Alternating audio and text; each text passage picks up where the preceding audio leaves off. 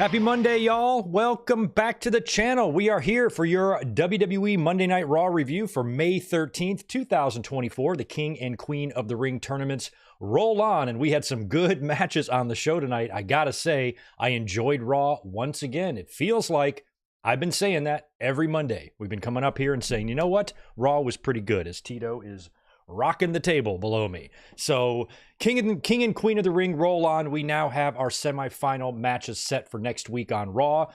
We had some split opinions that I was noticing today on social media regarding who was going to win tonight between Jey Uso and Ilya Dragunov. Of course, that was our main event tonight, and it was a terrific match that just ended a few minutes ago with Jey Uso getting the win. Now, what it would have meant for Dragunov to get the win, it would have meant that next week on Raw in the semifinals, I think Juliet said here in the chat she was hoping for a Dragunov and Gunther King of the Ring finals. It can't even be a King of the Ring final. It can only be a semifinal on Raw to go to the finals. And that means we'd be getting Gunther and Dragunov next week on Raw. And I would just hold off on that, you know? Like, I'll say this. If Dragunov would have won tonight, we were getting Gunther and Dragunov next week as the main event of Raw, I would be an idiot to complain about that. So I'm not saying I'd have a problem with watching the match. It would be terrific. It's just, given these guys' history and knowing that Dragunov, other than Sami Zayn, is the last guy to beat Gunther, I would hold off on that and not do that match in a semifinal tournament match on TV. You know what I mean? And I've just felt since the minute this tournament was announced, you guys can go pull up my tweet from the night on Raw when Gunther declared for the King of the Ring. As soon as he said that, I tweeted out, congrats, Gunther, on winning the King of the Ring, because he's going to win. There isn't going to be another way around this. I mean, Gunther has to win. As I've said over and over and over, if Gunther is not going to win the King of the Ring, or you don't plan for him to win the King of the Ring, then don't fucking put him in the King of the Ring. You know what I mean? So to me, it's like almost kind of predictable. But then on the last podcast, we got to talking and we were thinking out loud like, oh, holy shit. You look at the SmackDown bracket and there's really only one match to do here, in my opinion. It's a first timer. Saudi Arabia is going to get a match for the ages between Gunther and Randy Orton. That's the match you should do in the finals. So that's what I've been basically having my heart set on for the past several days now, and I've always felt in my heart of hearts that Gunther's going to win this tournament hands down. So I've never really doubted myself in kind of predicting the winner there, but I suppose anything can happen. But if you're thinking about a match that you can give to Saudi Arabia, Gunther and Orton on the marquee, just on paper, look at that. Randy Orton, Gunther. Holy shit, man. That's going to be something else. That's a match I'd do, you know? And then when it comes to Gunther and Dragunov, you know, save that one for Money in the Bank, SummerSlam even. So I don't know. I don't know when you're going to do that match, but I might wait as long as it takes for Gunther to win a championship and then have Dragunov challenge him or something like that. And that could be a ways down the line. And we'll see if this year's King of the Ring acts as a stepping stone the way it used to in the 90s, you know, Brett and Owen and Mabel, you know, getting title shots. Well, actually, Brett didn't, but Owen, Mabel did, and a few others have used the King of the Ring. Brock is another good example as a stepping stone to the title. So they could put Gunther in a title match at SummerSlam. I think that's very possible. But I also think it's possible that we could see a Punk and Drew title match, depending on what happens at the Clash. A lot of stuff happened tonight on Monday Night Raw, so it'll be interesting to hear what you guys have to say about this, because in addition to the King of the Ring matches that we saw and Queen of the Ring matches that we saw tonight, we're setting up Clash at the Castle at the same time. We got Saudi Arabia coming up in 2 weeks, less than 2 weeks, and then we got Clash at the Castle in Scotland coming up in June, and I've been saying ever since before WrestleMania 40 that that's where I would have Drew McIntyre win the title, is at the Clash at the Castle in the main event. And they set the stage for that tonight on Raw in the opening segment with a confrontation between Drew McIntyre and Damian Priest. The challenge was basically laid down and accepted. Drew said, "You've got your title shot." They didn't come out right out and say, "I don't believe that the match is happening at Clash," but come on, that's where it's going to happen. But based on everything still going on right now with Drew McIntyre and CM Punk, I mean, I'm not sure if it's a total guarantee anymore that McIntyre would win the title. I mean, I said before Mania, that's where I would do it. Give him that moment. Two birds, one stone. He actually does win the world title at WrestleMania in front of a stadium show, something that was taken away from him in 2020 because of the pandemic. But then he lost the title right after that. And then also he had a moment taken away from him at Clash at the Castle when Solo Sikoa debuted. So you can kind of right both of those wrongs in just a matter of 3 months. And that's what I've felt like was going to happen the whole time. But it's not guaranteed. I feel like McIntyre's going to have to get his moment, though. If Punk comes out and screws him again, screwing him at Mania and screwing him at the Clash at the Castle, I almost feel like McIntyre winning needs to happen, but you never know. Let me know if you guys have any better ideas about that. But I mentioned right off the bat with Damian Priest prior to WrestleMania that if he does successfully cash in the Money in the Bank and win the title, that he's probably going to have a small title run. We've had a lot of lengthy runs lately in WWE, and I feel like as crowded as it is at the top, and with a lot of guys waiting in the queue there for their shot, I don't know if it's really doable right now to have Priest hold this title for 9 to 12 months. I think that's a little bit long for where we're at right now in the landscape. So I feel like paying off Priest's cash-in successfully now makes him a former world champion, even if it's a short run. That's still going to be a feather in his cap. He is now a main eventer. He is now a former world champion, and he has that on his legacy. And sometimes that's the best you can hope for. I mean, Austin and Rock, a lot of their runs back in the day were only 2 or 3 months long as well. So that's not like it's out of the question for Priest to kind of have a short run here, but I think it might be necessary just to make sure you do what you want to do for the summer and for SummerSlam, especially when it comes to McIntyre and CM Punk. So we will see how all that goes, but it does look like we're going to get McIntyre and Priest at the Clash at the Castle, I guess, with McIntyre playing the role of the babyface. Although I feel like they're setting up and giving us some subtle hints that Priest might be heading in that direction down the road as well. So we will see how it goes. But let me know what you thought of the show tonight in the chat. A, B, C, or D, 1 through 10. Grade it and let me know. Yes, Juliet, I did catch that today. The gun charges from against Cash Wheeler from 2023 have been dropped. That's good. It didn't really seem like he did anything too wrong there other than just making a stupid, poor decision. And I'm glad that that is now out of his life. They dealt with that pretty swiftly. And I'm glad that he got that handled. So right on. Good to see K-Dog's Kennel in here. Kayfabe brother of 21 months. What's up, dude? What's up, Greg? Much love to you, brother. Another month under the belt. Cheers to you. And Juliet is giving Jacob a membership. Thanks for gifting out another one, Juliet. You are awesome. It's also good to see Danny in Oak Park. Happy birthday, man. You saw the new Apes. What the fuck is Apes? And Raw and good mic work. It's all good. Cheers, Greg, in the chat. Right on, man. Happy birthday to you. Oh, maybe that's the Planet of the Apes you're referring to. I've never seen any Planet of the Apes, not even the original. I know about the twist in the 1960s movie where Statue of Liberty on the beach and all that. I know about all that, but never seen any of the movies. So if that's what you're referring to, Danny, I hope it was good, and I hope you had a great birthday. Always radio, always good to see you. We got Zach Palgett and Michael Kumo in the house as well, along with Zane G and 7th Season, JJ Leg, Big J, and Max Pokebra, and Isaac, all rounding out some channel members. We got Stephen Harris, Kevin Plays, Sinister Rain 89. We got Ronnie Matthews up in here. Sex Machine, that makes 2 of us. Green P is also here. So is Nate Dogg. So is Ben Espinoza. Anybody else chiming in and saying hello, welcome to the Raw review. Also, David Brown and Joshua Aparicio and Max. You celebrated your 30th birthday on May 10th. I did not know that. I did not wish you a happy birthday 3 days ago. I'm an asshole. Sorry, I had a busy week, a very busy week, Max. Happy birthday to you, man. 30 is a big one.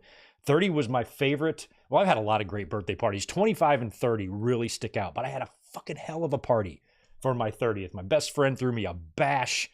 Bunch of people there, beach condo. We just raged all night. Oh man, 30 is a time. You might feel old at the time, but trust me, you're not. You are not old at all, Max. You are young as shit. When I turned 30, I'm like, oh my God, I'm a full-blown adult. I'm in my 30s. I'm going to die soon. You are so incredibly young. You are still a child. Enjoy it, Max. And happy birthday to you, my friend.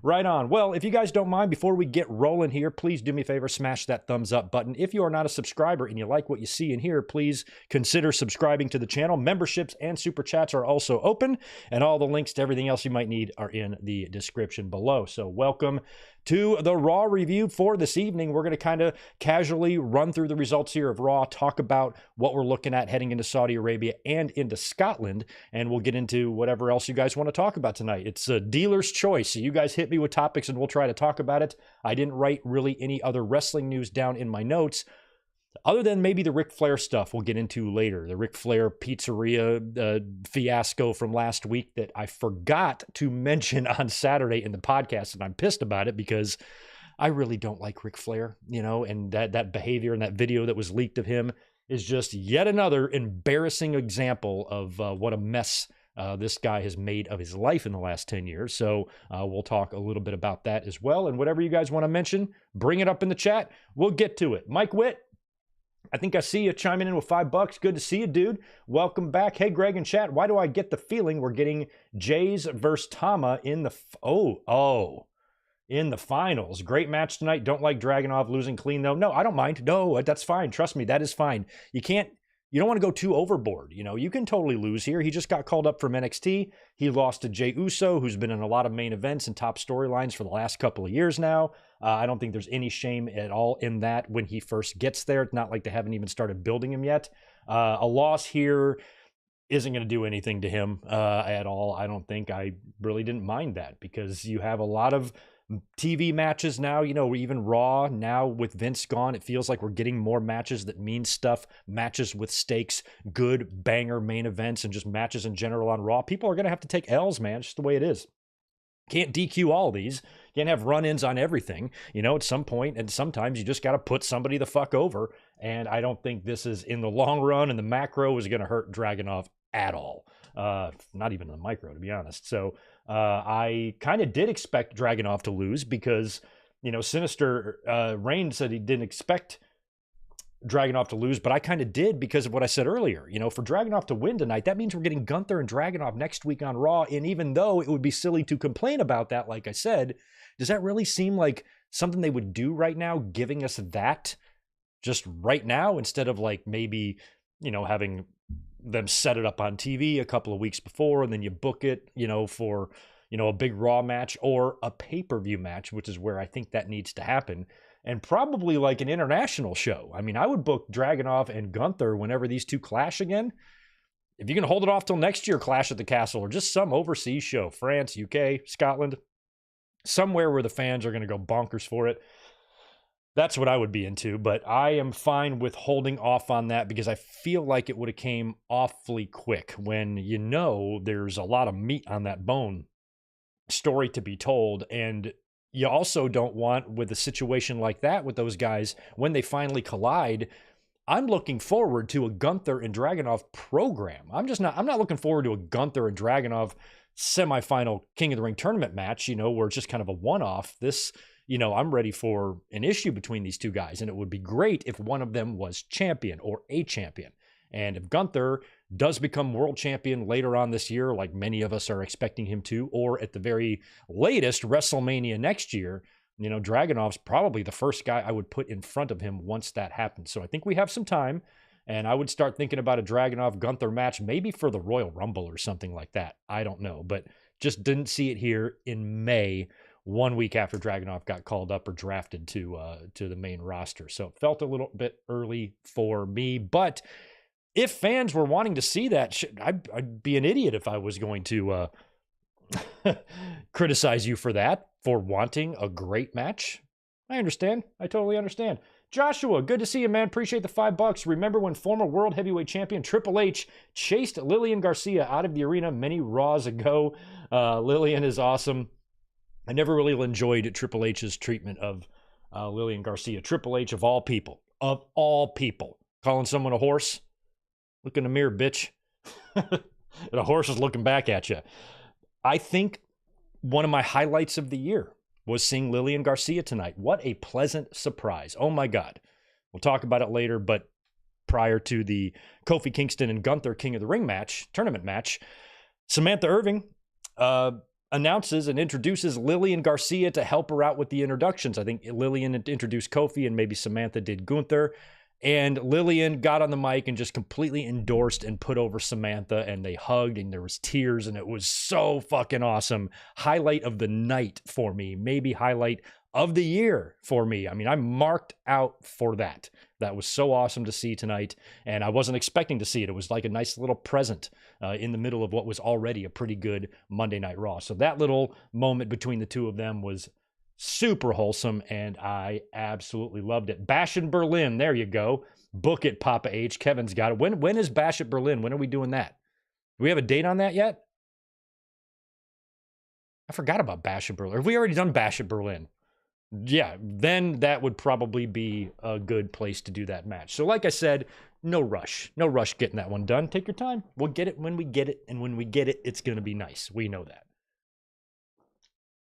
All right, right on. Let's start getting into our Raw results here tonight so we can start talking about these programs and these potential matches now that we're kind of sort of building to two pay-per-views at the same time, which is a little weird. And I think that it helps that one of these pay-per-views is like King of the Ring matches. That way you can kind of have the stories carry over into the next one. Semi-smart booking, I suppose. But tonight's show was opened up by Drew McIntyre. McIntyre comes out, and of course, he's been dealing with CM Punk and everything going on there. And they had a pretty fun run-in a couple of weeks ago on Raw when Punk was up in the skybox and then he was down in the ring and trolling the shit out of McIntyre. And now Punk is getting his revenge for all of the trolling that McIntyre did to Punk, you know, leading up to WrestleMania. And it's been all Punk ever since he cost McIntyre the title after he won it. So it's been all Punk. He's been getting under the skin of McIntyre. He's visibly frustrated now. You can see it. It's written all over his face, and he's agitated and he's mad, but he still comes out to try to throw some shade at CM Punk. They were in Greenville, South Kakalaki, I believe. At least I think it had to have been. There's no way they were in North Carolina. But they were in Greenville tonight, Greensboro, North Carolina next week. But Greenville, South Carolina tonight for Raw. And McIntyre says, hey, man, if this was Charlotte or if this was Atlanta, CM Punk would be here, but he doesn't. He only shows up to the big towns, which I kind of thought was funny.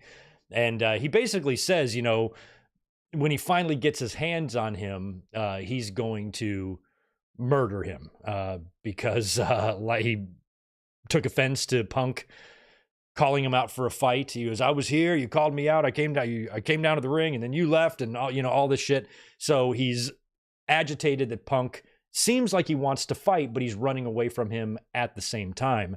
And he said a pretty good line. He said the greatest trick CM Punk ever pulled was looking like a drug addict without ever taking any drugs, which is kind of true. And I actually popped at that line. It was pretty funny. But then after, running down Punk a little bit, he turns his attention to Damian Priest, calling him a paper champion. And Priest, of course, then comes out. The two get face to face. And this is what I was kind of hoping for the last few weeks now, is that we would get, a Priest and McIntyre match at the Clash. And it looks like that's what we're going to get. The two exchange some words. Drew says that he's very happy for Damian Priest's success, but he's really not worthy of being a champion. And Priest, says, for all of your troubles, you can blame the asshole in the mirror. And they didn't even bleep asshole. So we're gearing up. Netflix next January, y'all. It's going to be great. No more bleeps and beeps and all that crap. So McIntyre or Priest says Drew can blame the asshole in the mirror. And then laughs that Punk has been completely owning McIntyre. Said that all he had to do at WrestleMania, all you had to do after winning the title was leave with your wife. But you saw Punk, and you made Punk more important than your title and more important than your wife. And that's why I'm sitting here as champion and you're not, because you're fucking stupid. And I like that. So Priest, got in Drew's face, and he says, all this talk about me being a paper champion, when I beat you, you're going to be eating your words. And so it was basically like challenge issued, challenge accepted, but they didn't, I don't think, come out and say that this match is happening at Clash at the Castle. We might be waiting for an official announcement from Adam Pearce or whatever, or maybe WWE's already thrown up the graphic on social media. They very well may have. I feel like it's obvious it's going to be happening there because McIntyre wasn't cleared to work King of the Ring. So I guess it's possible that maybe his injury is still keeping him out of the ring, and maybe he's not cleared right now, but the belief is he will be for Clash. So maybe they're holding off the official announcement just so they don't have to cancel the match. Maybe that's possible. They just want to wait one more week until McIntyre gets the green light, then they'll announce the match. So they're trying to set it up here, maybe, but it feels like he's going to be good to go and we should be getting that match. And hopefully he's healthy enough for a title run. You know, I would have McIntyre win the belt and take it into SummerSlam and defend it there, and possibly even defend it against CM Punk. We will see how that goes and when Punk is going to be getting back in the ring, as well as his recovery should be coming up pretty soon. He should be nearing the tail end of that. He's already lost the arm brace and he looks pretty good, looks in good shape. We know he's been working out, training, and rehabbing. So hopefully he'll be back 100% this summer as well, and we can have a great SummerSlam in Cleveland. Let's hope so. So that whole opening segment was good. Priest, McIntyre, that's going to be your main event, most likely anyway, at Clash at the Castle. Our first tournament match tonight was Shayna Baszler taking on Io Sky. Now, they showed some footage from the parking lot earlier in the day when the ladies were arriving, and Damage Control had a little run-in with Stark and Baszler. And that led to Shayna Baszler attacking Io Sky before the bell. So she attacked Io Sky in the ring, threw her out of the ring. We went to commercial, we came back, and then we resumed the match. They kind of used this tactic a couple of times to extend or get to commercials. They did something a little similar with Kofi and Gunther later on.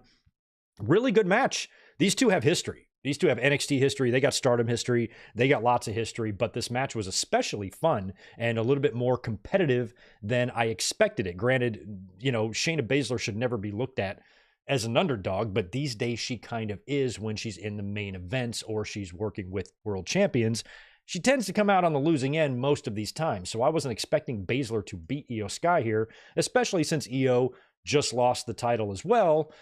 You know, I feel like she at least needs to make it to the finals. And if you notice on the other side, on the SmackDown brackets, you got Jade Cargill and Bianca Belair both having semifinal matches this week on SmackDown. I don't expect both of them to advance. I expect Bianca to lose to Tiffany Stratton, and I expect Jade Cargill to beat Nia Jax, who she's facing, right? That's going to be crazy. That's going to be a crazy match, Jade Cargill and Nia Jax on SmackDown. So I don't think, you know, much like Gunther and Dragunov, me not really wanting that match to be given to us in a semifinal tournament match on TV.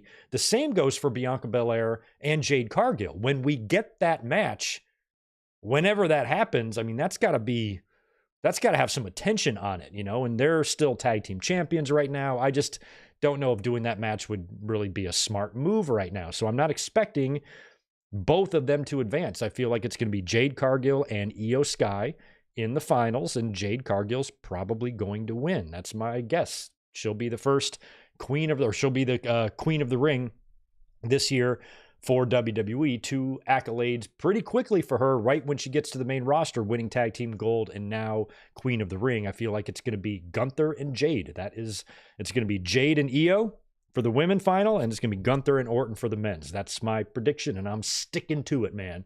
So Shayna and Io proceed to have a really good match. Io Sky wins with the moonsault, and she had a little in-ring post-match interview with Jackie Redmond where she screams out something in Japanese and walks away, so that was pretty fun. And love Io Sky. She's the greatest. We cut backstage, Judgment Day. They're hanging out back there, all of them except Damian Priest, but Carlito is there. Damian Priest then shows up, and Carlito is trying to sell himself to Priest because, you know, they have history dating back to last year, and Priest still isn't over that yet. And Carlito was like, look, you guys are depleted. You know, mommy's on the shelf. Dom's got his arm in a sling. So, you know, you could use some extra muscle. And Priest is like, look, if the boys want to work with you, that's fine, but I just don't trust you. You're not welcome here. And then Carlito says that he hopes one day they can all be amigos. And I kind of hope they become amigos as well, because I like everybody involved there. Then we cut backstage to Alpha Academy. Gable is back there still giving everybody shit. Now, Maxine replaced Zelina Vega. So that was our 4th first-round injury for the tournament that affected 2 men's matches and 2 women's matches. So Zelina got bumped from the Queen of the Ring tournament. She was replaced by Maxine, who lost to Shayna Baszler on a live event a couple days ago or over the weekend. So Gable, of course, is pissed about that. He's giving shit to Maxine, and he's giving shit to Otis and Tozawa. Both of them are going to be in action tonight. Otis is going to be taking on Sami Zayn, and Tozawa is going to be taking on Bronson Reed. And of course, the 3 of those guys, Reed, Zayn, Gable, are facing triple threat in Saudi for the Intercontinental title. So Gable basically wants his troops to soften these guys up for him, while he's also being verbally abusive to all of them. He told Otis not to do the worm, and Tozawa better not do that dumb dance, and he called Maxine Taylor not so swift, and so he's pissed, and so he just runs, reams all them out and then walks away.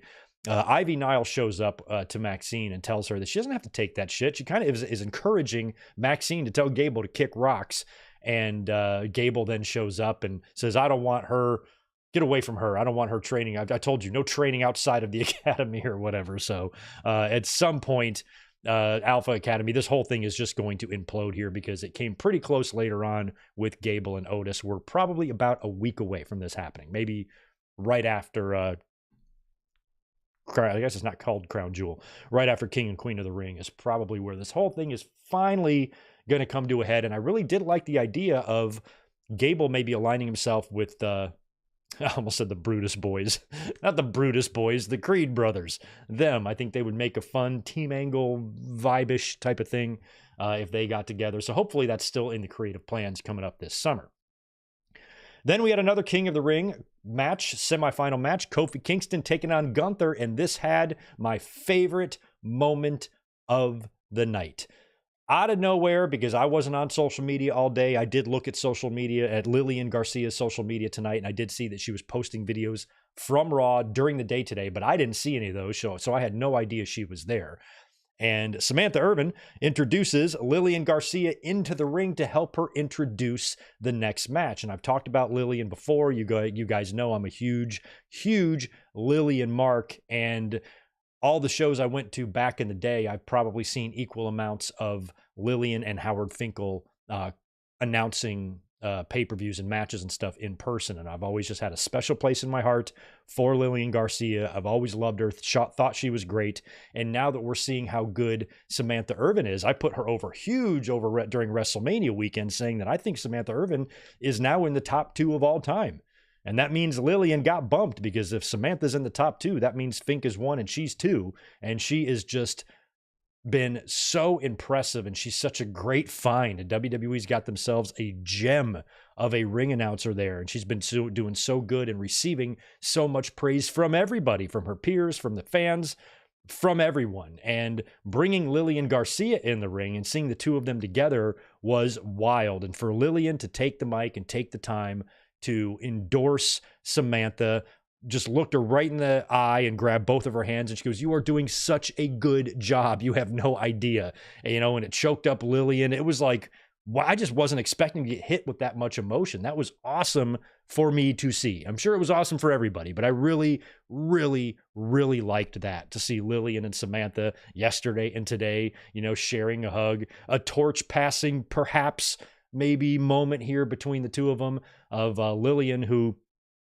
she blazed her own trail, to be a female announcer during that time and to do it so well. We've had some others, Mike McGurk, and there have been some other women announcers in WWE, but Lillian, in my mind, was by far the best by a mile. And then when Samantha Irvin came along, she's just setting the bar at a completely different level now. So to see Lillian and her kind of come together, that endorsement, that torch passing was, the feels, man. So good. Loved that. Such a pleasant surprise on Monday Night Raw.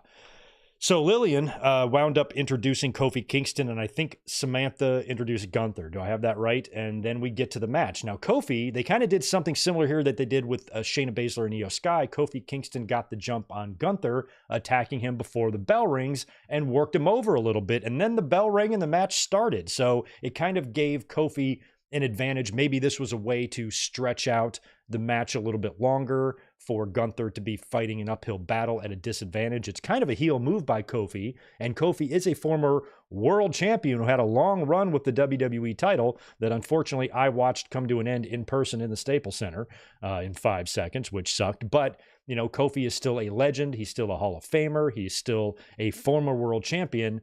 He shouldn't be that big of an underdog, but when you're as strong of a character as Gunther, Kofi wasn't going to stand a chance in this thing. So if you want this to be a 2-segment match and this to have any length to it at all, then Kofi getting the jump on Gunther is a good way to extend that. So I didn't mind that.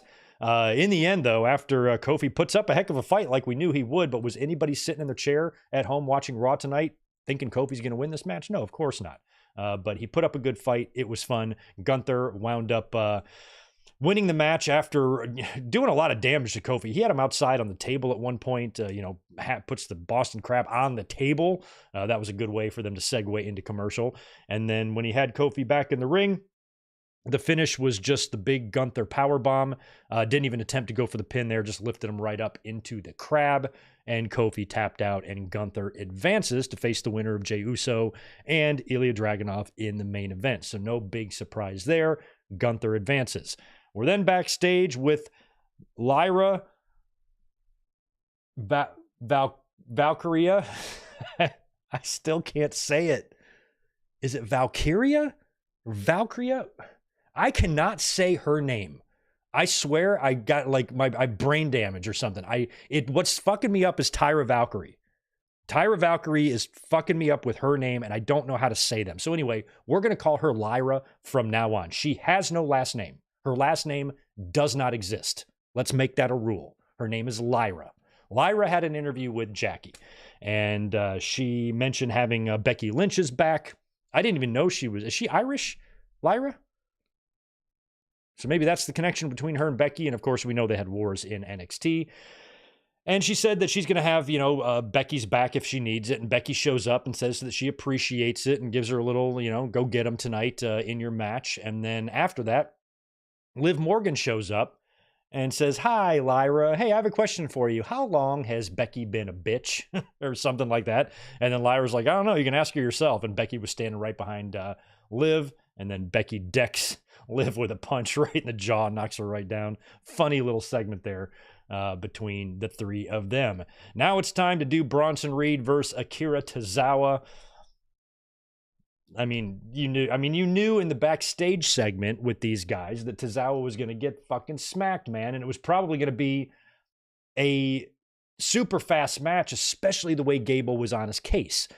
So Reed is going to just steamroll this guy and tsunami him. He did. He won in just a couple of minutes. And Gable was very pissed and was chewing out Tozawa as we cut to the back in an interview with Ludwig Kaiser. But it's really hard to concentrate when Kathy Kelly is there. What a snack. Did you see the picture that she took of herself in front of the snacks? She knows what she's doing.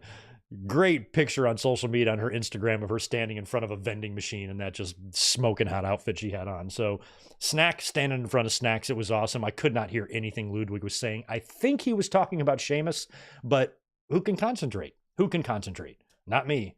After that, we are backstage again. Adam Pearce is with Jackie Redmond. And he's about to announce something. He's got a big announcement, I guess, regarding the tag titles. And then Catch Republic comes in and they got to say a couple things. And he's like, okay, whatever, see ya.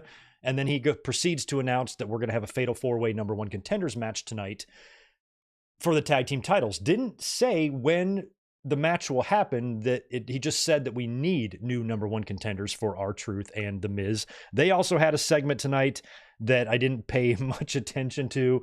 Somebody said some word that kind of sounded like the word masturbate or something, and R-Truth goes, "At work?" More shit from them. So the Pizza Champions are going to have to defend their belts against the winners of the Fatal 4-Way later on between New Catch Republic, Authors of Pain, JD McDonough and Finn Balor, and the Creed brothers later on. And then Jackie asked Adam about Braun Breaker. A lot of fans in the WWE universe were wondering why he wasn't in the King of the Ring. And I know why he wasn't in the King of the Ring, because WWE doesn't have creative plans for him to win it. It's the same thing I said about Gunther. If Gunther isn't planned to win the King of the Ring, then keep him the fuck out of the King of the Ring. Same goes with Braun Breaker. He's not a guy who I would put in it if you don't have plans to win it. I guess you could honestly make that same argument for Dragunov, but I feel like Gunther and Breaker are a notch above him, to be honest. As awesome as Dragunov is, and that dude's going to win a ton of titles in the WWE, he's going to be great. He might even eclipse Braun Breaker one day. But I feel like Breaker in the King of the Ring wouldn't have done him any good to be in it unless he was going to win the whole thing. So he actually showed up, and he told Adam Pearce. Pearce tried to make some excuse as to why he didn't put him in there, and Breaker was like, they would have had to watch out for me, not the other way around. So I should have been in it. And he was pretty adamant about that. So maybe that will lead to Pierce giving him some sort of makeup opportunity, you know, a replacement opportunity. Hey, sorry I dicked you over in the King of the Ring. I'm going to stick you in this Intercontinental title fatal 4-way match or something like that instead. Or, you know, maybe they have to determine Drew's challenger if he wins at Clash at the Castle, and then they do a number one contenders match on Raw, and then you chuck Braun Breaker into that, you know? Maybe. I don't know. But I feel like Pierce will make that up to Breaker. They wouldn't bring this up to the audience if they didn't plan on using it, you know, in a storyline somehow. So expect more out of that. After that, I think, is when we got Zoe versus Lyra. Lyra, who has no last name, apparently. The two of them were wrestling next in a Queen of the Ring, semifinal. Good match between these two. I mean, I'm trying to like Lyra. I know she's great. They wouldn't have called her up and made her champion in NXT if this girl couldn't work. So it was never really about that. I'm struggling to see what really stands out about her, but this is coming from an extremely uneducated point of view. I haven't seen a ton of her. I've seen about 4 matches, and she's good. She's a good hand. She knows what she's doing. Tough little Spitfire. All that's fine, but she ain't sticking out like a Bianca or a Charlotte or a Becky or a Bayley or a Jade, you know, to me at all. So hopefully that will come. Hopefully that will come. And at some point, we'll also get, what's the other one? Looks just like her. Roxanne Perez, right? Who's another great talent. We'll get her on the main roster too, right? And she hasn't been called up yet, right? So she'll be there. And we did see the other one, the other NXT lady. She was a part of that, one of the backstage segments. I didn't even listen to it. I didn't pay attention, but she's here on Raw and said some shit. So that happened. And then we get Sami Zayn versus Otis. So it's Sami and Otis next. Gable, of course, has given his marching orders to Otis. Otis's job is to soften up Sami Zayn ahead of Saudi Arabia for Gable. But that doesn't work because Otis cannot resist. He was instructed by Gable, do not do the worm. But Otis did the worm, and Gable hates it. And then after Otis gets Sami down, he goes up for the Otis bomb or the Vader bomb, whatever that is. He misses it. Sami comes in, haluva kick for the win, and Sami puts down Otis. Now, of course, Gable's going to jump right in the ring. He starts chewing out Otis.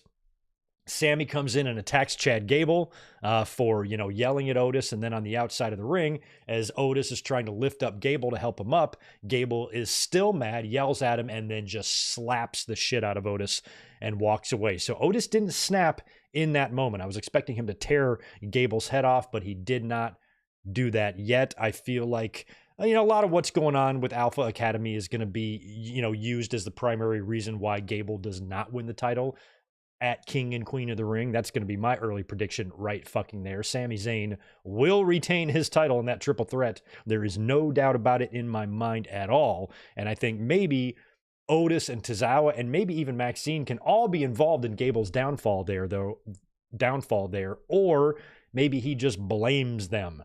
You know, maybe they don't have anything to do with the match at all. They're not even at ringside for that match. And Gable loses and then just blames them all anyway, and that will be the final implosion of the Academy. That's going to be something like that, right? That's for sure. We cut backstage, and we see Strowman, who's yet to be back in the ring since being back on TV a little bit and being drafted. He's back there in a little cowboy hat, and he stumbles across the Creeds and Ivy Niles. What's up, guys? I've been real impressed with you guys. Think you're doing a great job, and just want to tell you that go just keep kicking ass, man. And then JD McDonough shows up from behind Strowman and taps him on the back, and he's there to issue a warning to Braun Strowman that Strowman better watch out because the Judgment Day have their eyes on him, and he better stay out of their business. And luckily for Strowman, he agreed because Strowman is so lucky to walk away from this segment with his life. JD McDonough would have fucked him up. If Strowman would have even said anything, even slightly negative to JD probably would have broke his arm. Yeah, Strowman's very lucky that JD didn't just completely annihilate him and end his career because he could do it. He really could. But Strowman escaped with his life there. That man's lucky. Then we get Becky Lynch versus Dakota Kai. What the hell is this match? A battle of who's fucking hotter? My God. Lynch and Dakota. Fun match. I actually really did like this one. I didn't think I would love it, but I did. And I didn't even mind the DQ finish either, because it's just been nice to see Dakota back in the ring after that long injury, you know, getting some reps, getting some matches, and her working with Becky Lynch, I thought was a lot of fun. And they didn't even, you know, I thought Becky would just straight beat Dakota, but I think Damage Control jumped in, caused the DQ, right? And we had the big brawl after the match. Lyra showed up to make the save. Lyra Smith, we could call her that. Lyra shows up to make the save and run off Damage Control, but then Liv shows up and posts Becky. I think she rammed her shoulder into the ring post, and I think Lyra comes back in to chase off Liv. But Lyra had Becky's back, but then Liv, you know, kind of pulled a fast one there and put down Becky. And what are you guys thinking in terms of King and Queen of the Ring, Becky and Liv Morgan? I feel like Liv Morgan's going to win the title. And I'm kind of surprised at that, sort of. You know, I am and I'm not. I feel like if Liv was going to be champion, I would have just had her win that Battle Royal. But this way, putting the belt on Becky Lynch, you know, maybe replaces Rhea Ripley, you know, with another big name on the live events, you know, puts the belt on another big star for a while before passing it to Liv, so Liv can then pass it back to Rhea when Rhea comes back. So I feel like with Rhea Ripley and Liv Morgan's story, and their current story, it's going to make the most sense for Liv Morgan to be champion when Rhea Ripley comes back, because if she's not, what is Rhea Ripley's first priority? Revenge on Liv Morgan or getting her belt back from Becky Lynch? It would be nice if she could do them both at the same time, so she can get a revenge on Liv Morgan and get her belt back. That's what I thought they were going to do the whole time. As soon as they announced that Battle Royal, I'm like, Liv should win it. And then Becky won it, and now they're booking the Liv match. So from where we sit right now, I feel like it's going to be Liv Morgan winning the title at King and Queen of the Ring in Saudi. And I kind of hope she does, because I think that would make it the most fun when Rhea Ripley comes back. And I think Liv's been doing pretty good. She's been such a little asshole, and I think she's been kind of good at being an asshole. So let her try some more. Give her the title, let her build up enough heat, and when Ripley comes back, oh man, I would hold it off and make it a surprise or something. I would just have her show back up when Liv is in the ring being obnoxious with the title or something, and Ripley's music hits and Liv shits her pants. Oh my God, what a moment. And then depending on when Rhea Ripley is healthy again and when she's cleared to return to the ring, I don't know if we're talking Money in the Bank or if we're talking SummerSlam, or even beyond that. Hopefully Ripley gets back this summer and we're not taking it too far into the end of the summer or the fall. Don't really know yet, but setting the table here for Liv to be champion, I kind of feel like she's going to win. I hope that she does.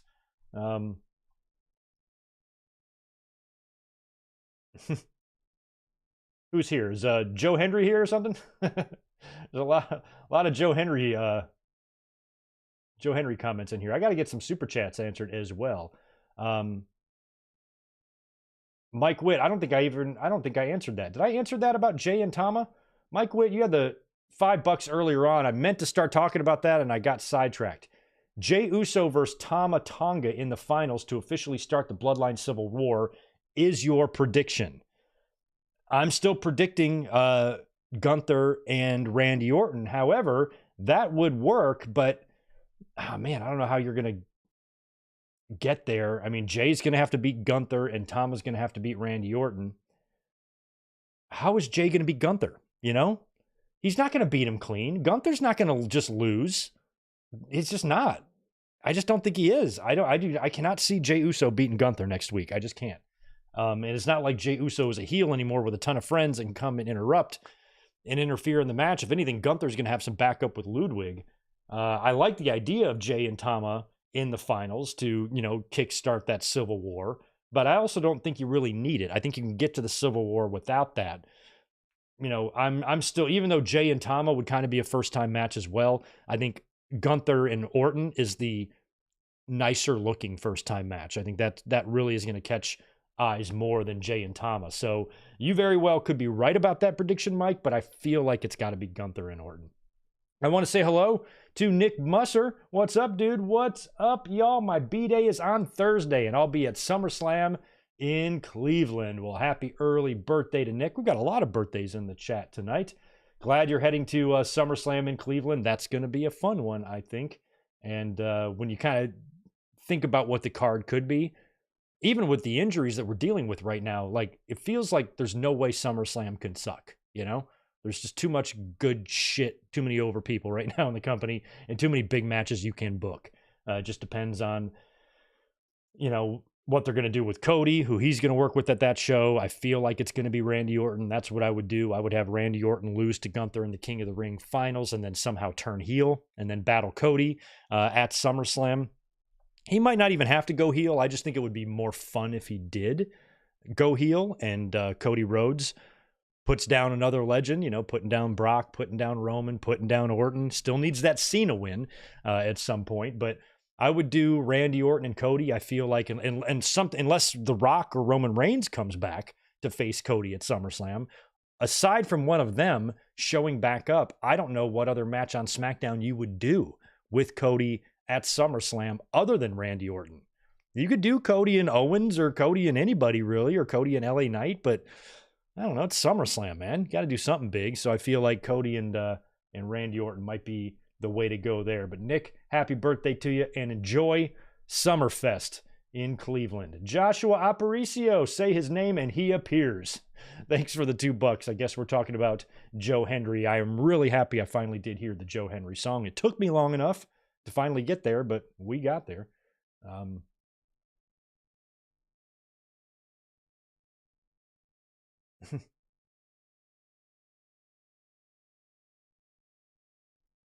Reading some of these comments here. Bear with me.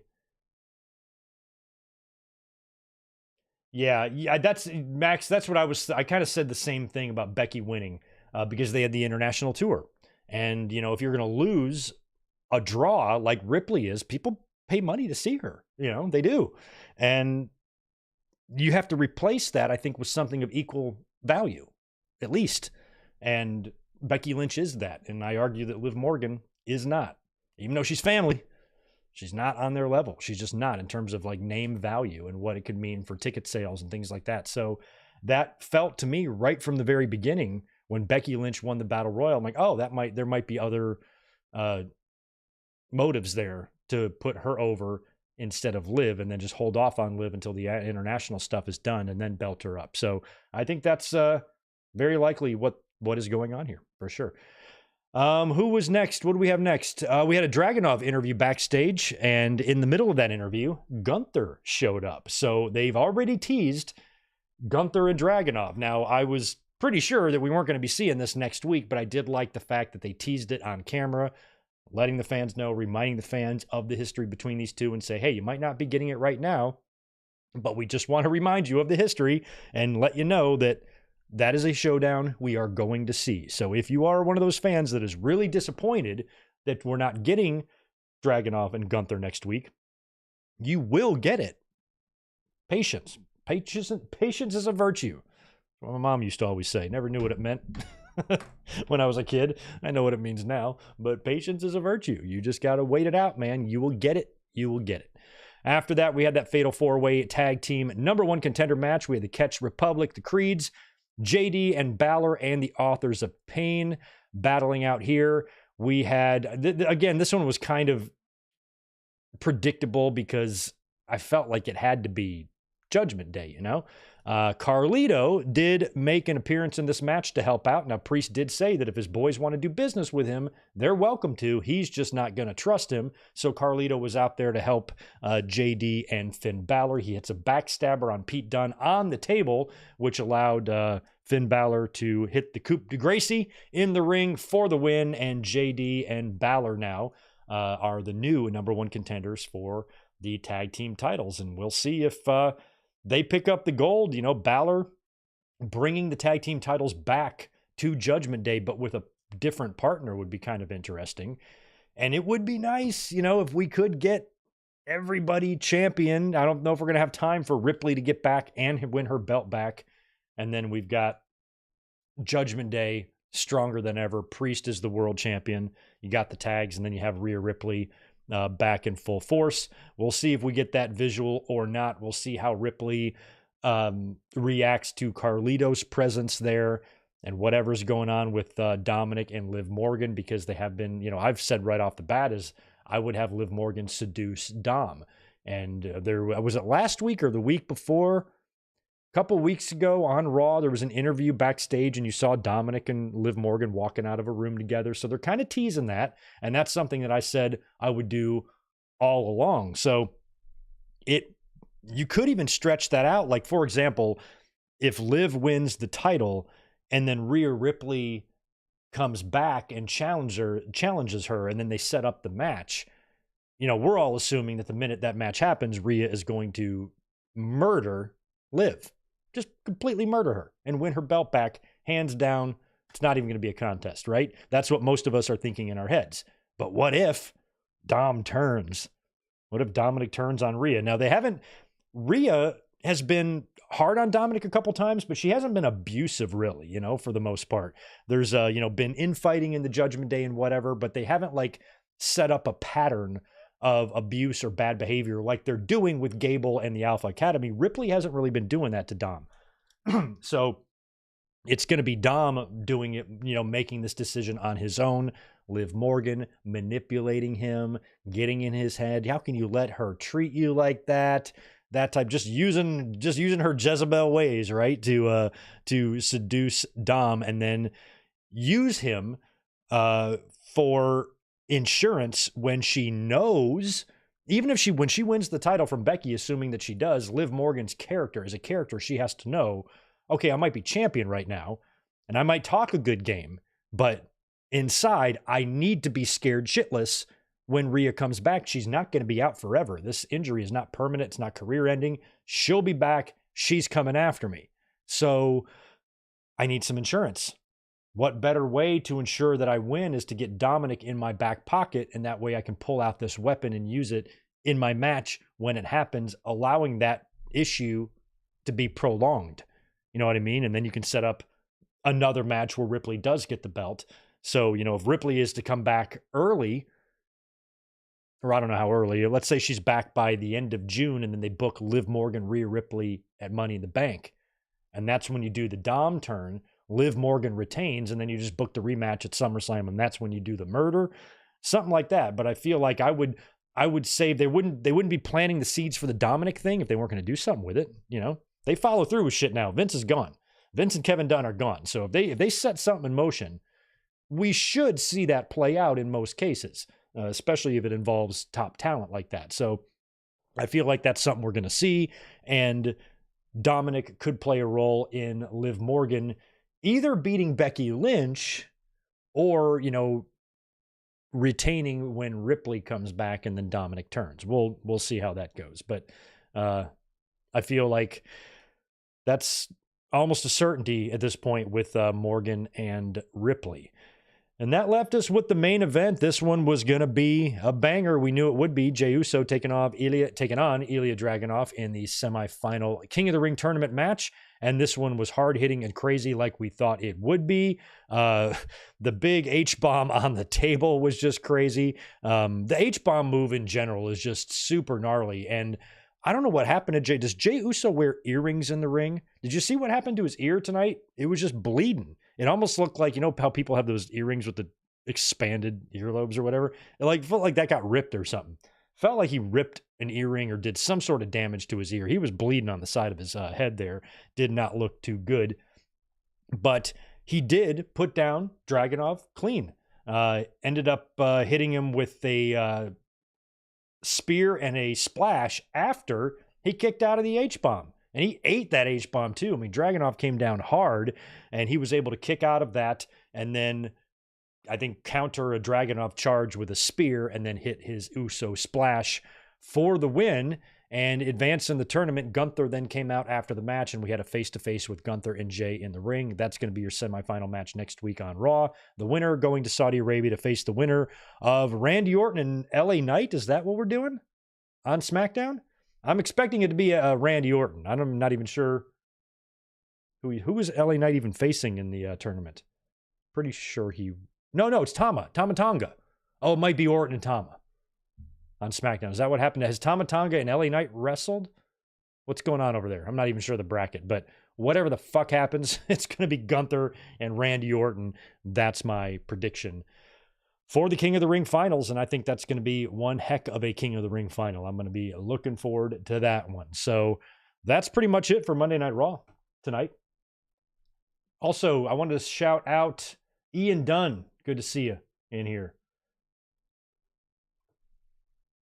Yeah, okay, so maybe it's studs, right? Juliet, something in his ear looked like it got damaged. That's gotta hurt, man. Wrestling with that and you get something ripped out. Oh my God. Oh my God. Ha, that's a great Zane G comment of the night. Liv Morgan versus Rhea Ripley in a ladder match at SummerSlam for custody of Dominic.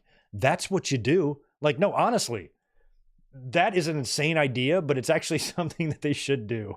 Custody of Dominic. I mean, we've had matches like that before. That, you know, we've had Terry Runnels was on the line in a match. The services of Terry Runnels. Sometimes the winner gets the services of a manager or something. So if you were to do something like that, custody of Dominic, and they should do the same thing they did in 05 too, like put him in the front row and then have him hop over the barricade and like weakly shake the ladder. Oh, so fun. I'd be into that.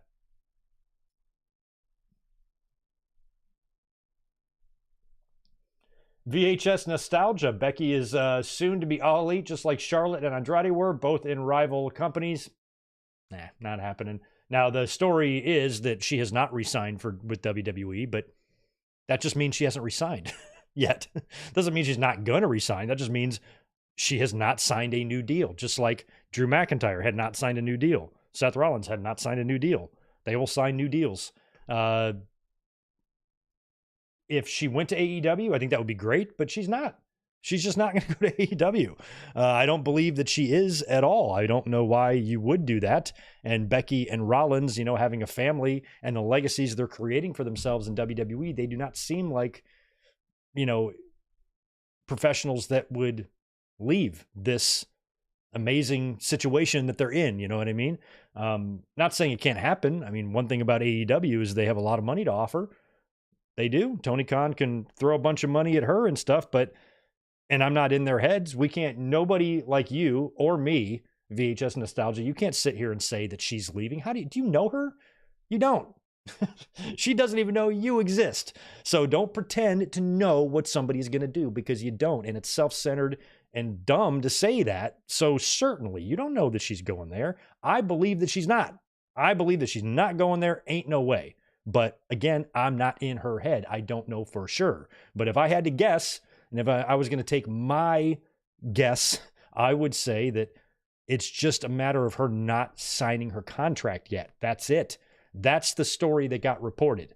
The story wasn't about AEW. It was that Becky Lynch's contract was up, or is up, in a couple of months, and she has not yet re-signed her new deal. She will. She's a champion. McIntyre, same thing. Like, WWE knows what's going on behind the scenes. You know, they know Becky Lynch is gonna probably stay there. I don't think they're too terribly worried about it. And I just can't see her jumping ship. So don't pretend to know. You don't know any more than me or anybody else in the chat. And if Becky Lynch did wind up showing up on Dynamite, maybe in an all denim and hop the barricade, hey, you know who I am, lad. But you don't know why I'm here. I can't do her accent. If she wants to jump over the barricade and start a fucking NWO with Mercedes, then go right ahead. But I feel like it's very unlikely. I think there is a 1%, less than 1% chance that Becky Lynch goes to AEW. She's going to be sticking around in WWE, in my opinion. Oh, yeah, exactly, Kevin. If Dominic is at ringside for all of that, you put little chicken nuggets, no ketchup, because he doesn't like anything spicy. We all know that. So don't you dare give him any ketchup. But, I don't know, maybe a little honey, something easy for Dominic's stomach, to be able to take while he's going to be watching a very stressful match. You know what I mean? For sure. Yeah, I'm the same way. Owens needs to be champion again. He's too fucking good. That moment of him winning the title in 2017 and Triple H, playing a role in that was so great. And I would love to see him get back to the top of the mountain. He's definitely earned it, that's for sure. And he can certainly hold his own on that level. And I wouldn't wait too long on Kevin Owens before he starts getting too old and stuff too. You know what I mean? Thank you, Juliet. It's LA Knight and Tama Tonga, Orton, and Carmelo Hayes. So I'm putting Orton in the finals already. He still has to get by Carmelo Hayes. And Gunther and Carmelo Hayes will be a fun ass match too, but I think Carmelo will lose to Randy Orton, just like AJ Styles did, and Orton will advance for sure. But Knight and Tonga is a different story. I think Tama Tonga is going to have to win that with help from the Bloodline, and then somehow maybe Randy Orton is able to beat Tama Tonga, maybe with help from his friend Kevin Owens.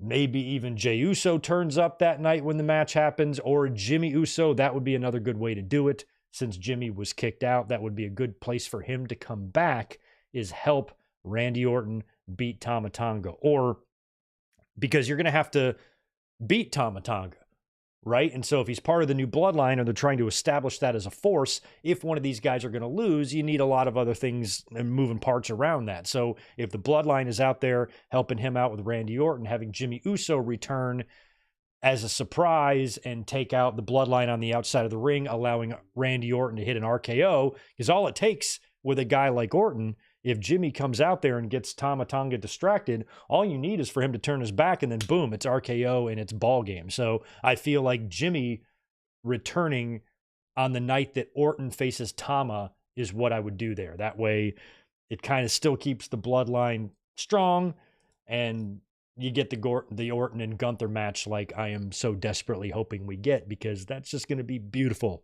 It's going to be a beautiful match. I want to see it. I want to see Orton and Gunther. I mean, Gunther and McIntyre, their battles were great. Gunther and Sheamus, their battles were great.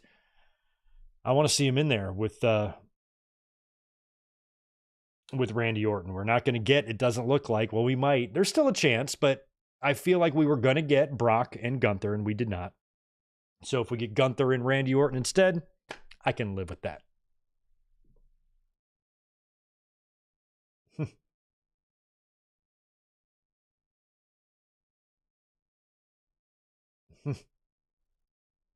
Becky is soon to be all elite. Yeah, I didn't mean to be too hard on you there. I just think it's really crazy to be that certain about something that's probably not going to happen. You know what I mean? But I love surprises.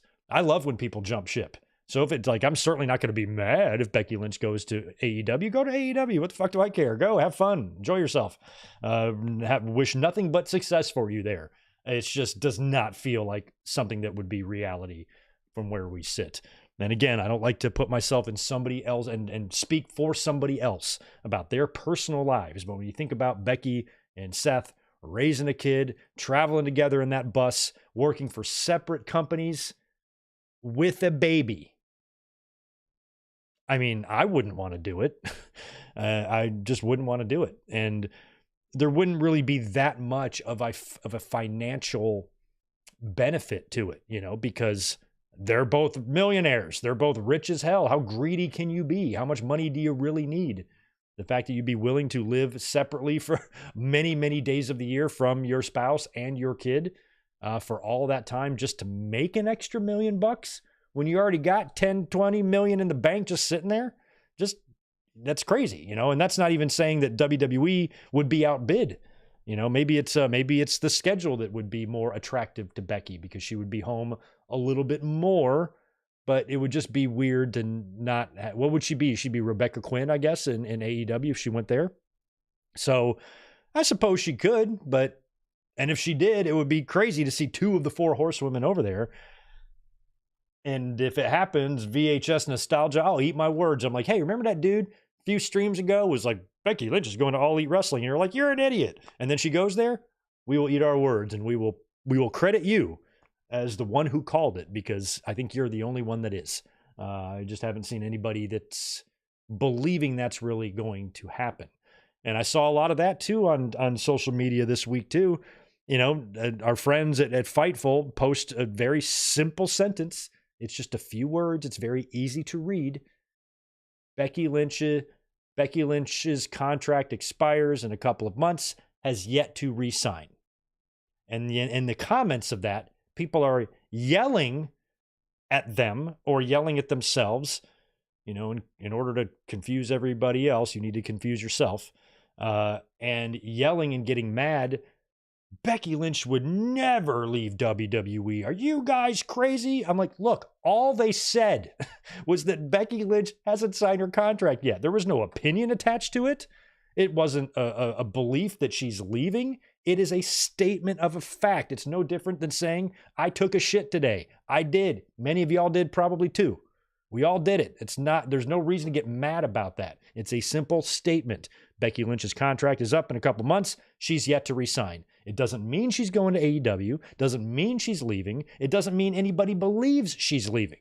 It just means that she hasn't signed the contract yet. And you read the comments and people are yelling at the post. They're yelling at a headline about how Becky would never leave and you'd have to be stupid to think that she'd leave WWE. I'm like, I don't think anybody's saying that. I think this is just like, how can you read one sentence and get yourselves that mad? And I think that's where a lot of that unhinged hatred for journalists and wrestling websites come from, because fans get themselves mad over nothing. They read a fucking sentence, make up a story in their head, and then get mad about it. That's where we're at out there with these hating accounts and these, frothing at the mouth anger boys that are so common all over the place that get themselves pissed off at a sentence. It didn't even have a comma in it. Oh yeah, it did. It was like 9 words. And you're fucking pissed, jumping to all of these conclusions in your head, deciding things are true in your head and just running with it. And I was laughing how many people were yelling at the post. I'm like, all they said was she hasn't resigned. What the hell is wrong with people? Get yourself so bent out of shape. So we will eyeball it. We'll monitor the situation. We heard a lot of these same things about Drew McIntyre, about Seth Rollins. They haven't resigned yet, but they're expected to. Becky Lynch is walking around as a world champion in that company right now. She had a title match at WrestleMania. She's going to have a big match at Saudi Arabia. She'll be heavily involved in SummerSlam and all that stuff. So I think it's just a matter of time. Contracts are difficult to work out because there's a lot of things to work out. I don't think there's probably not necessarily a stalemate. Just all the details haven't been worked out yet. That's all. And we heard that about McIntyre. McIntyre, when he did that interview recently, he goes, I was never going anywhere. Yeah, I was never going anywhere. We're just working out the details. That's all. Takes some time, so fans, I think, read way too much into stuff, but maybe there's a story there. Perhaps that, she's leaving. My instinct tells me no, my instinct tells me no, but we'll see. It's always fun when people jump ship anyway. So the more people jump, the happier I usually am. This is one that I'm just not feeling,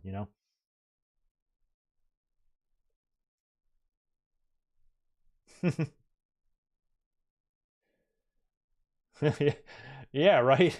Everyone and their grandmas are so quick to say that just because some WWE employee takes time off. Everyone is so quick to yell. That's what I saw too. Nostalgia is I saw, just the yelling. I'm like, why are they yelling? Some of these websites, I mean, all they're doing is just reporting, what the information they have. And as of right now, Becky Lynch hasn't re-signed her contract. Doesn't mean she's not gonna. Doesn't mean she's not gonna re-up. She will. She probably will. And everybody just needs to chill out, man.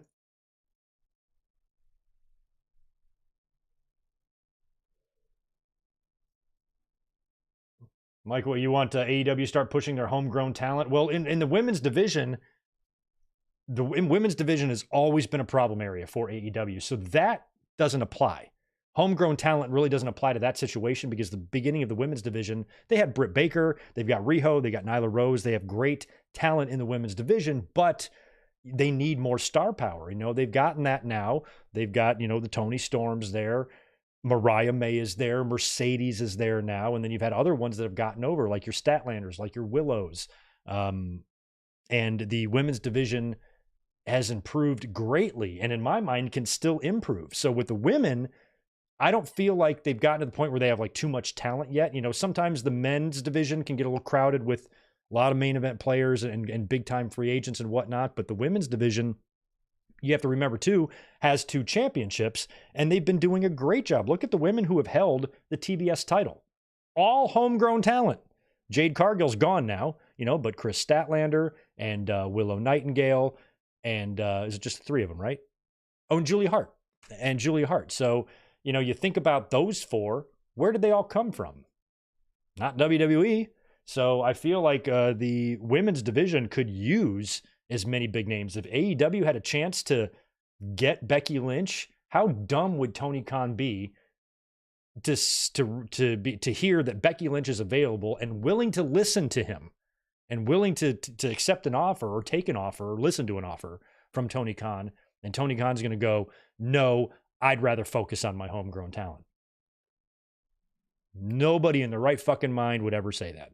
If you have a chance to get a Becky Lynch, you have a chance to get a Charlotte, you have a chance to get a Mercedes, you have a chance to get a Bayley, a Jade Cargill, you take that chance. you jump on that opportunity immediately. Becky Lynch coming to AEW, there's no universe where that would be a negative thing for them. No universe. So I feel like with some instances, thinking about wanting to see the success and the pushes of the homegrown talent, that's valid. But in this case, I feel like the women's division has always just kind of been a trouble area for them and can never really stop improving. And it's just gotten a lot better. Toni Storm is a star. Girl's a star. Mariah May, she's a star. Serena Deeb's kind of getting back into the mix a little bit. Statlander is still around. At some point, Britt Baker's going to have to show back up. Thunder Rosa is back on TV again. At some point, Jamie Hayter has got to come back too, right? Got to get Jamie Hayter back in there. Hopefully, whatever's going on with her injury isn't too serious. Remember last year, I was hoping for a Jamie Hayter and Jade Cargill all-in match? We got the farthest thing from that. That's one of my most off predictions ever. But, you get Jamie Hayter back in the mix. Mercedes is there and a heel now. Shout out to Willow, the lovely Willow Nightingale, who turned up at the wrestling club and surprised the students at school. Video of her doing that today was going around, which was pretty cool. So I feel like they've made some improvements and they've made some strides in the women's division, but in my mind, the more big talent you can get there, the better, at least for the women, because it's always been kind of an issue. So, but it's vastly improved. Oh, speaking of contracts, Brian Danielson's contract is also up this summer for AEW. What do y'all think about that? I cannot remember who reported that. I don't have any notes on that, but that was a story that I also read this week, that Danielson's contract with AEW does come up. I guess, maybe at the end of the summer, but he's going to work all in, or maybe it's the end of 2024, but it's coming up soon. So I'm kind of curious about Danielson. Danielson has had a fun run in AEW. I feel like Tony Khan really, really values him as a wrestler and an employee. And we do know he has backstage duties as well. And he's kind of got that dual contract thing like CM Punk does or did. So Tony Khan, what I would do or want to do is keep Danielson on in a backstage role. Danielson is there, or I'm sorry, Daniels is there as, I guess, head of talent relations or talent relations manager or whatever, and having Danielson there, who's already been on a discipline committee in AEW. And also, you need just a good, strong, respected, agent or locker room leader or any sort of leader in a wrestling locker room. And Danielson does have that respect, where I don't think anybody would be disrespectful to him or, step on his toes or stooge him or anything like that. I think most wrestlers, even though Danielson doesn't have the presence of an Undertaker, I feel like he would have a lot of that same respect that Taker did in the locker room, just because of, his track record and, more importantly, his reputation. So if I'm Tony Khan, I'm doing whatever I can to keep Danielson around, keep him in a backstage role.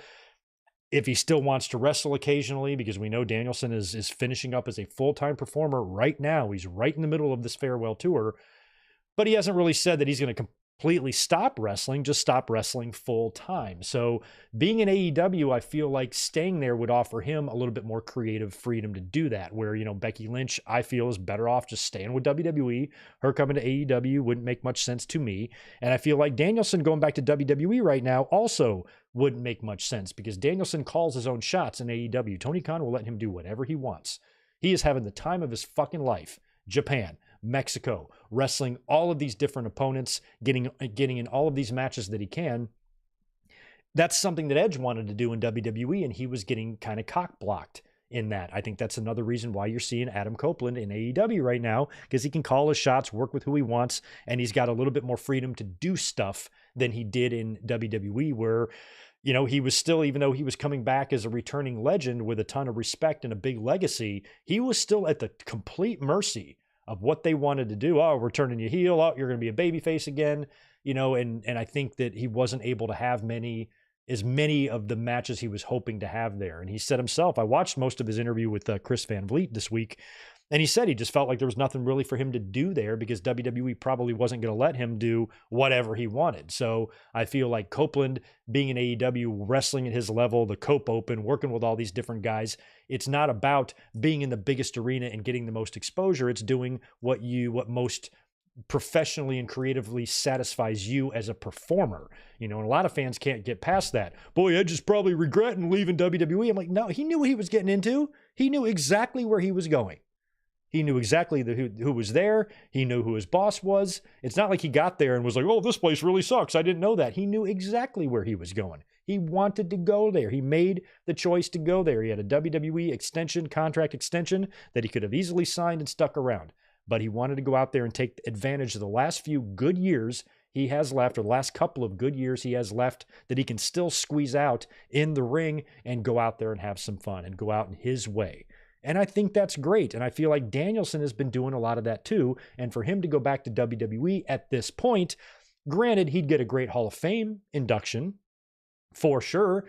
And he would be back to being Daniel Bryan again, I guess, which would be weird. I just got used to calling him Danielson again after getting used to calling him Daniel Bryan, then getting used to calling him Danielson again. Now I'm going to have to get used to calling him Daniel Bryan again. I'm going to get dizzy. So I feel like if he went back to WWE, he would be at the mercy of them. And plus, you know, Danielson still wrestles hard. And, you know, if he gets another concussion or something, you know, he got shelved because he was under contract and not cleared by doctors, and he couldn't do anything about it. And he had to just sit there like an idiot and wait for either his contract to run up so he could leave or for doctors to clear him. And he was able to come back and get back in the ring when they cleared him. But the minute his contract was up, he's like, I'm out of here. I don't want to run the risk of that happening again. So if he goes back to WWE and he does want to like wrestle some more and he signs a 4-year deal and then he gets a concussion and then they just shelve him again, I don't know if he really wants to do that. And I think that he could probably, even beyond his full-time days, wrestle a couple of more matches before officially hanging him up. And at that point, if he wants to go back to WWE and get the Hall of Fame induction and all of that, great. I would love to see it. But I also feel like Danielson has an opportunity in AEW to be a big-time behind-the-scenes presence back there in some sort of major role. I feel like Tony Khan could offer that to him in some way. So I kind of hope that Danielson sticks around AEW because I think that would put him in a position for us to enjoy his work the most, I guess, for whatever he does beyond this contract. You know, this full-time run that's about to come to an end here.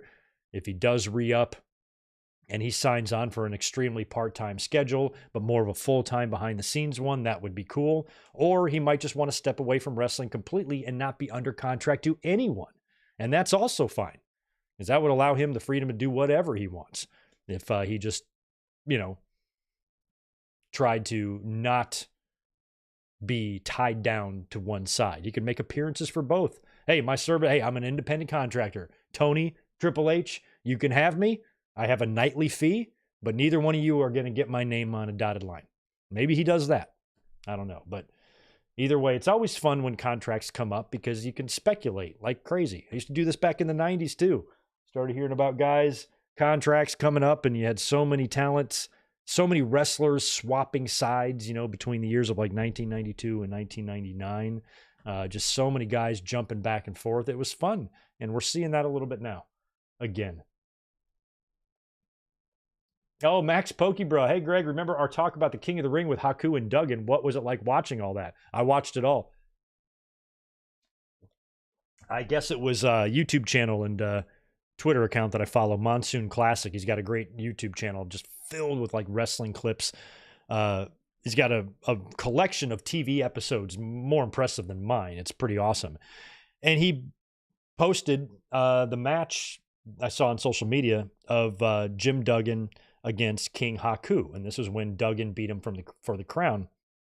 And I had mentioned, I was thinking about that. I'm like, we've had lots of transitional champions in wrestling history, but I think Duggan is the only transitional king. Back in 1989, when Haku had the crown, they booked a match on Superstars, Hacksaw Jim Duggan challenging King Haku for the crown, and Duggan beat him. And then just a few weeks later, Duggan lost to Macho Man Randy Savage. And so the reason that was done was to transition the gimmick of King from Haku to Randy Savage, but you needed a baby face in the middle there for Savage to beat. Savage and Haku would have been a weird match. Would have been a good match, but it would have been a weird one since they were both heels at the time. So Duggan winning the crown, I did like, because Duggan also had history with Harley Race that dated back to like 1987. And there was an episode of Superstars where they collided in the aisleway, like Race is leaving and Duggan is making his way to the ring, and they kind of have a face-off in the aisleway. And Duggan takes his 2x4 and just knocks Race on his ass, and then goes and like has his match or something. And then he picks up the cape and the crown and wears it. And so we saw a glimpse of King Duggan, and it was still that same purple crown and purple cape in 1987. So for me as a kid, it was cool in 1989 to see him actually officially win the crown. But that wouldn't last very long, because then it would be Macho Man Randy Savage versus Hacksaw Jim Duggan. And it was a really fun match, specifically because of how hot Sensational Sherry was. Good Lord. She was almost coming out, let's just put it that way, during that match. And she was very instrumental in Savage's win there over Duggan. And that's when he became the Macho King. And I loved the Macho King. And I remember as a kid, it was amazing how the Macho King caught on. It was a very easy transition. Like I've talked about, name changes before, Walter to Gunther and WWF to WWE, Danielson to Daniel Bryan. A lot of this stuff is really hard to get used to. But the Macho King thing, it just stuck for some reason. People got very comfortable with saying Macho King, and it was an easy transition to make, to where when that short run as king, it was only been like 2 years as king, came and went, he lost to the Warrior at WrestleMania 7 and then kind of came back as the Macho Man. I remember my friends and just people in casual conversations would still call him the Macho King. Like, it stuck. So I thought the Macho King was a great gimmick, because they got rid of that old ugly ass purple crown and the purple cape. And I can't really recall Savage really wearing capes at all when he was the king. He just had that gold crown, like that brand new crown. And they did a coronation for him. They did a coronation for everyone. Harley Race had a coronation when he came in, and so did Haku. And Haku and Race, because Race was the king, and then he had that Saturday night's main event match with Hogan where he went through the table and was injured. So they put the king gimmick on Haku. There was no match to determine this. There was no tournament to determine this. They just put the crown on Haku and made him king. Then when Race was healthy again and came back, they booked a match at the Rumble, like the 89 Rumble, the first one on pay-per-view, Harley Race versus Haku. It's basically a heel match, and Bobby Heenan was in a neutral corner, and he was just going to go with the winner. And Haku won and continued on the king gimmick, and then Race left and went back to NWA or WCW shortly after that. And then later on in 89 is when we had Duggan become the king, and then Savage shortly thereafter would take the crown. So that's kind of like your brief history of the king gimmick in WWE. It's only been defended a handful of times. It was defended in the Rumble between Race and Haku, and then Haku and Duggan, and then Duggan and Savage. And then Savage just retired the king gimmick. When he lost to the Warrior at WrestleMania and came back as a babyface later on in the year, he was no longer Macho King. He was just Macho Man, and that's when he married Elizabeth and all of that. So those were fun times, man. I have a lot of fond memories about the late 80s, the early 90s. And the Macho King gimmick was genius. He fit that so perfectly. Like the Macho Man gimmick was already great. I loved the Macho Man, but Macho King was awesome. The only thing I didn't like about, well, I wouldn't say that I wouldn't like necessarily didn't like about the Macho King gimmick, but one circumstance that the King gimmick created is it introduced the cowboy hat. I was never a fan of the Macho Man cowboy hat. Most people associate Macho Man with the cowboy hat. That was a big part of his look there. But I think of Macho Man with the glasses and the headband and the robe.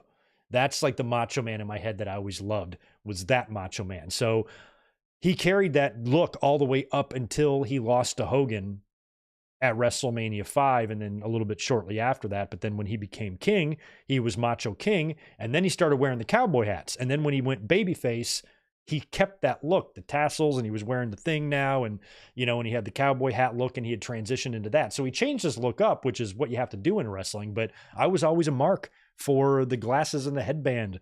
He looked so good back in those days, like 1985 through 1989. Randy Savage is peak Randy Savage for me. So I feel like he looked his best, at WrestleMania 4, WrestleMania 5. That's classic Macho for me. And so I was never a really big fan of the cowboy hat.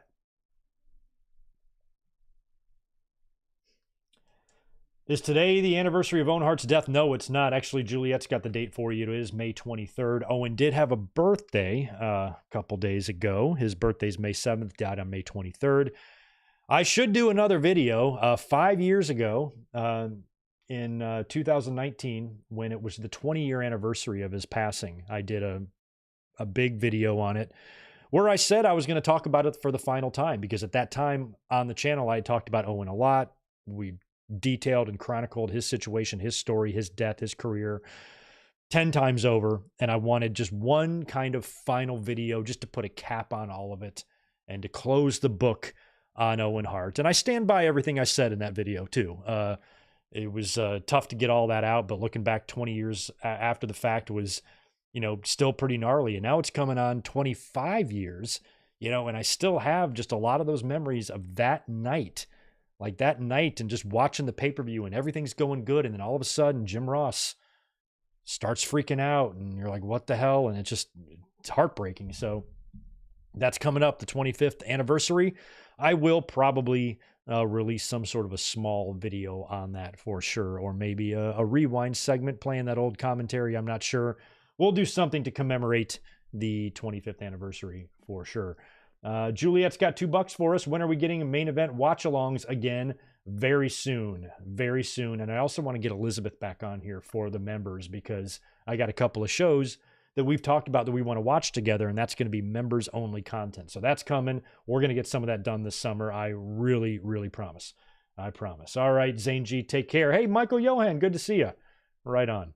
But it is time for me to get out of here. I got to get on with my night. I still got dinner to eat and things to do, and things of that nature, as Vince would say. But I want to thank you guys for being here this evening and hanging out with us for the Raw review. You will get some other content on the channel this week. Last week, I was super crazy, bogged down, busy at work, and you guys got nothing other than the Monday and the Saturday video for the podcast.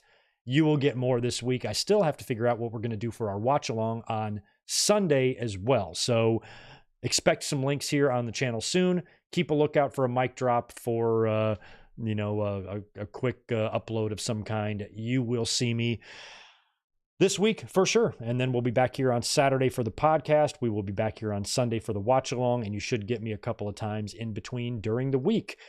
Do me a favor on your way out the door, if you don't mind, smash that thumbs up button for me. I would appreciate it. And I hope you guys have a great rest of your Monday evening, and I will be talking to you real soon.